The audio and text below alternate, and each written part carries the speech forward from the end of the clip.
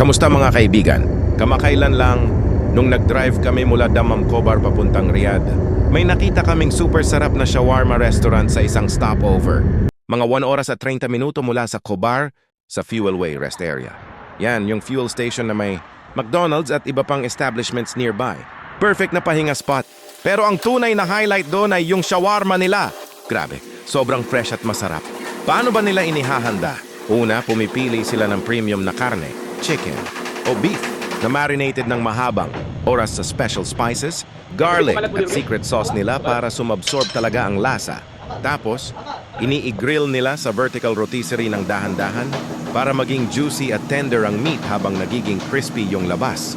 Habang umiikot, hinuhulog nila ng paunti-unti yung meat sa mainit na plate, pinuputol ng manipis using long knife para maging perfect strips.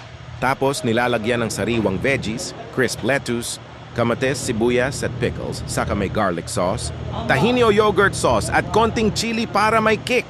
Wrap sa soft Arabic bread o sa bun, depende sa order mo. Ang aroma pa lang nakakalaway na. Hindi dry, hindi matigas, juicy talaga sa bawat kagat. Kaya kung dadaan kayo sa highway na yan, huwag palampasin ang Fuelway. Mag-fuel muna, magpahinga, tapos kain ng masarap na shawarma. Sulit na sulit. Location, ilalagay ko sa comments sa baba. Try nyo rin at sabihin nyo sa akin kung ano sa tingin nyo. Shawarma lovers, this one's for you.